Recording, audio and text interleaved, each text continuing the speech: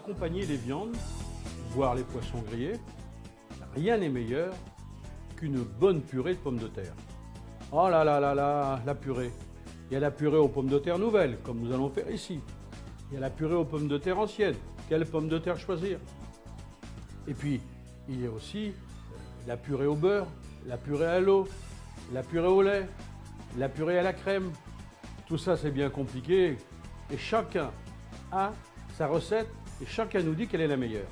Pourtant, pour faire la purée, au départ, il n'y en a qu'une. C'est très simple.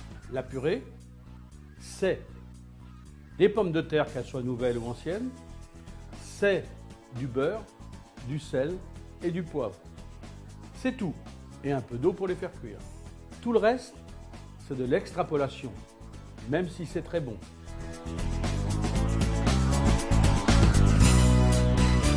La purée, il faut compter environ 120 grammes par personne, c'est-à-dire environ 4 petites pommes de terre ou 2 grosses. Voilà. Je vais donc mettre un peu de sel et un peu de poivre dans mon eau.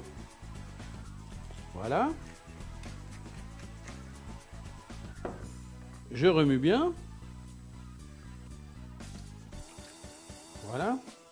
Et je mets à cuire pendant une petite demi-heure mes pommes de terre dans cette eau. C'est tout. Et on se retrouve dans une trentaine de minutes. 30 minutes se sont donc écoulées.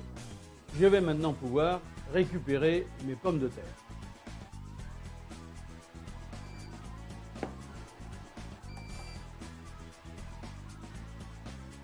Je vais donc les égoutter. Voilà. C'est bien chaud. Et on va pouvoir maintenant les éplucher. C'est quand même plus facile à éplucher quand c'est cuit que quand c'est cru. Voilà. Et je vais donc éplucher mes pommes de terre. Voilà.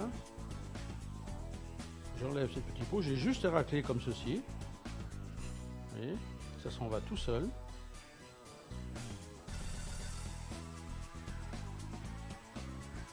Il y a deux façons d'écraser les pommes de terre. Il n'y en a pas 50. Ou on le fait à la fourchette, ou on le fait au moulin à légumes, à la grille moyenne. Si on la fait à la grille fine, ça sera trop fin. Si jamais on la fait à la grosse grille, il faudra les réécraser à la fourchette. Donc l'idéal, c'est la grille moyenne. Donc moi, je le fais à la fourchette. J'écrase toutes mes pommes de terre à la fourchette dans mon assiette. Voilà. Alors, c'est pour ça qu'il y a intérêt à ce qu'elle soit bien cuite, parce que c'est plus facile. Mais ce qui est important, c'est qu'on va conserver l'amidon de la pomme de terre et bien sûr, le goût de la pomme de terre sera bien meilleur. Si jamais vous la faites au mixeur, vous allez avoir une purée. Vous allez avoir une purée qui va être collante, car la force centrifuge va attirer l'amidon et votre pomme de terre, l'amidon va devenir collant. Voilà, et ça, c'est pas bon du tout, et moi je suis contre. Hein. Voilà, donc mes pommes de terre sont bien écrasées. Donc l'eau avait été salée, avait été poivrée, j'ai donc quelque chose de parfait. Alors là, environ, j'ai 180 grammes de purée. Hein. J'ai pesé tout à l'heure les pommes de terre, j'ai à peu près 180 grammes de purée. Je vais prendre ma purée et je vais la mettre à réchauffer avec le beurre dans une casserole sur le feu.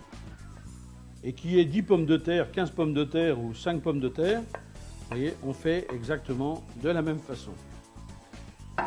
Là, j'ai ma purée qui est là et je vais donc monter en température. Je vais mettre environ à 150 degrés. Et je vais mettre environ 50 grammes de beurre que je vais faire fondre dans ma purée.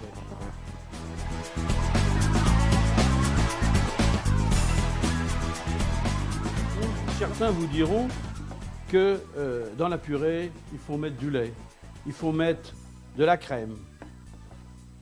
Si on met de la crème, c'est un tout petit peu à la fin, juste 2 cuillères à soupe, parce que la crème c'est délicieux. Mais la vraie purée, elle se fait avec du beurre. Et là, regardez bien. C'est là que c'est important. Ma purée, vous voyez, elle se mélange. Enfin, mes pommes de terre se mélangent avec le beurre. Et on voit que la purée est bien prête. Lorsque, justement, comme ici, la purée, vous voyez, fait comme une pâte et qu'elle ne colle plus au fond et qu'on peut la retourner pratiquement tout entière. Là, je peux vous dire que j'ai une purée d'exception. Ma purée, elle est prête, elle ne colle pas du tout au fond. Voilà, je vais pouvoir la mettre dans mon petit récipient de service. Voilà. Je mets un petit peu de fleur de sel par-dessus.